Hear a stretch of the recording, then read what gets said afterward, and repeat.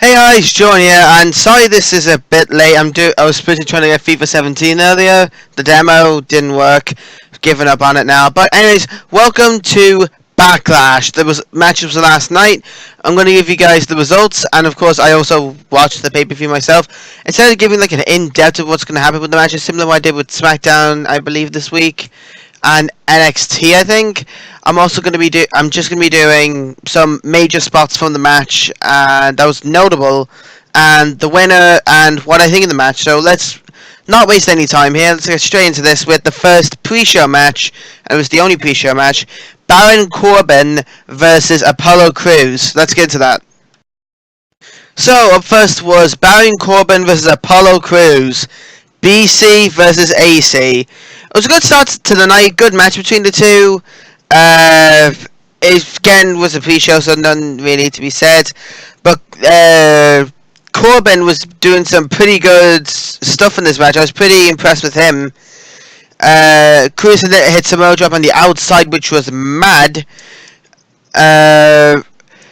Corbin then was clubbing Cruz on the ropes. Cruz then hit a flying knee to Corbin's chin, but Corbin did get the win with the end of days. It was a very good match between the two early on in the match. Corbin winning, I think he needs that. Definitely. Basically, do you think Corbin's going to be one of the main guys on SmackDown? And they need to build him up. Maybe an Intercontinental title competitor. I'd like to see him challenge The Miz. I think he's a good wrestler. So, or something else that I will mention later tonight. He could be in for a world title shot, and I'll explain why. But anyways, without further ado, let's get into the second match. That's the six-pack challenge for the Women's Championship. So it was the six-pack challenge up next. This was a good one. Shayna and Dynamite kicked off the official show and talking about SmackDown's success since the brand split and laying out the matches on the night's card. It was pretty much fast-paced action from superstar to superstar. It's pretty much in a scene, to quicken it up. Naomi defeated Bliss with the blockbuster. Natalya forced Naomi to tap out via the sharpshooter. Nikki Bella then pinned Natalya, and Carmella rolled up Nikki to take her out. So we were left with two: Becky Lynch and Carmella. Pretty obvious who would win there. And if Becky Lynch did win the match to become the first ever SmackDown Women's Champion, as I predicted. Pretty good. I like that. I like the way that they had Becky as the champion, since she's probably the most hard-working on the roster. But anyways, Carmella then hit a Hurricane Rana to Becky off the top rope, which was nice. Carmella executed the cattle mutilation on Natalya, which was awesome. Natalya powerbombed Nikki as Nikki suplexed Carmella, which was cool. Naomi then hit a springboard crossbody onto everyone. Nikki knocked Naomi into the air with a forearm shot. And afterwards, it was pretty nice from Becky Lynch, and saying this is the first time she's ever held something like this. I do think the opening match was pretty good, as I said earlier. But let's get on to the next match, which was... Let me just get up notes. Mojo Rawley and Zack Ryder, the Hype Bros, versus Jimmy and Jay, the Usos. So secondly, was Hype Bros versus Usos. You pretty much knew who was going to win. I like the way the Usos were acting, like with the singles. They're trying to act like these main bad guys.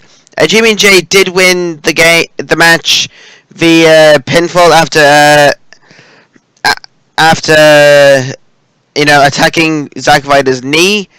But good match. He won via submission to earn the spot in the tag team tournament finals later that night. Yeah, I mean, Mojo Rawley did some cool shoulder blocks in the Usos. Ryder hit a top rope Hurricane Rana. There was some good stuff in this match, but let's just move on to the next match, since that one wasn't really worth talking about. Let's move on to, in my opinion, match of the night: The Miz versus Dolph Ziggler for the Intercontinental Championship. So up next was Miz versus Ziggler. There was a cool backstage segment with The Miz and Daniel Bryan, where he basically just said, after I retain this title, negotiations are going to get a bit tougher, which I like the way they're putting on like this rivalry sort of thing between Miz and Daniel Bryan, which is good to see since they were rookie and pro back on NXT when Daniel Bryan came to WWE. Daniel Bryan's a lot better than Miz. Anyways, Dolph Ziggler attacked The Miz just as the bell rang, and The Miz was dominated in the first half, but of course methodical attacks. Ooh. But there was a lot of good stuff in this match.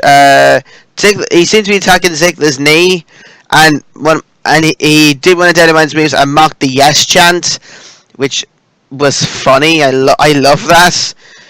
Anyways, Ziggler skipped a figure four and hit a super kick on the Miz. Miz put his foot on the ropes to escape it, and Maurice sprayed Ziggler in the eye, and Miz hit the skull-crushing finale for the win. So the Miz retained his Intercontinental title, which was pretty good. He springboarded Ziggler off the top rope into a sit-out powerbomb. He bended Ziggler with a bow and arrow hold. It was a good match. I like The Miz as a heel. I do believe he should be champion for a long time if he should be doing that. But anyways, let's get on to Randy Orton versus Bray Wyatt. Oh, this is going to be bad. So Randy Orton vs. Bray Wyatt was the worst match of the night because it didn't even take place. Yes, you heard me right. It didn't even take place. Bray Wyatt attacked Randy Orton backstage so he couldn't compete. Secretly, Randy Orton still wasn't cleared from him getting killed by Brock Lesnar. He stomped on his ankle, and the referee and Bray Wyatt demanded that Orton be counted out, giving Bray Wyatt a forfeit win.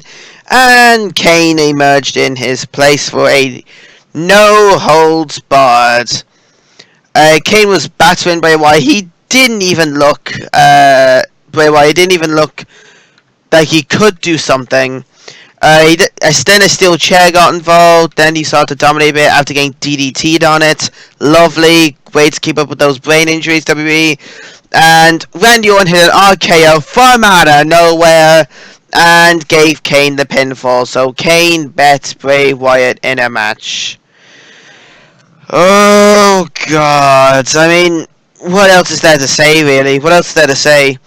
Bray Wyatt's momentum, bang, hindered the same way a brick wall hinders a speeding car. I feel so sorry for Wyatt. I do believe he deserves a lot better than this crap, I guess. I do believe that at No Mercy, when they get their match, that Wyatt wins. I do believe he needs to win. And then they'll do a rematch at the Survivor Series. But I don't know. Luckily, the main event was awesome. But we'll get to that later. Yeah, up next was the Usos versus Slater and Rhino for the Tag Team Championships. So Slater and Rhino won. I'm pretty much shocked by that.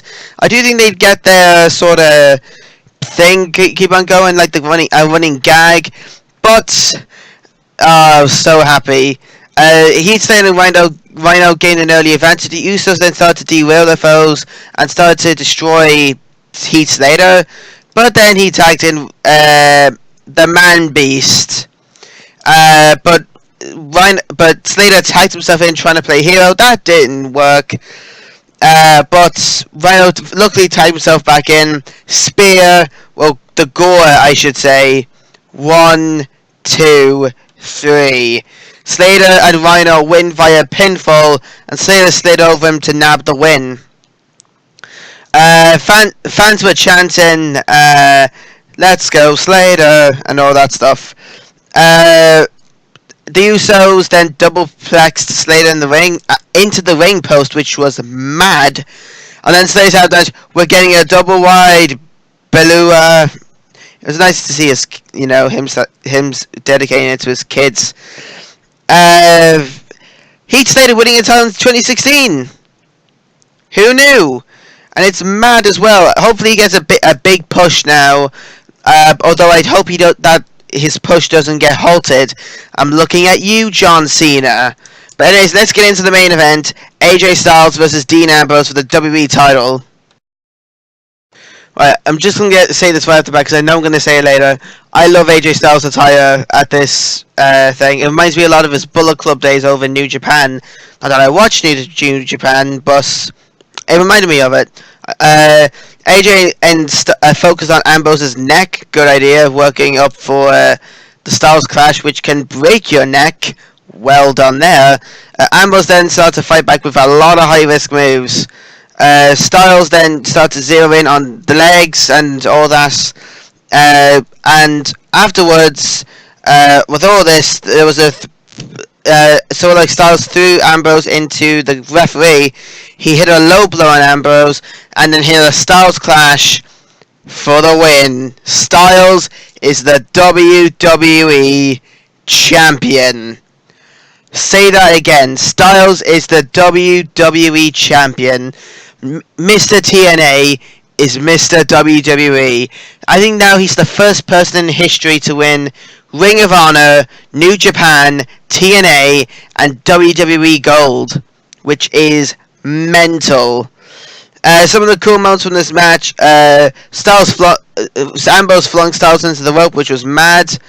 Ambrose catapulted Styles into the ring post on the apron, which was cool. Styles hit a springboard 450, which was mad.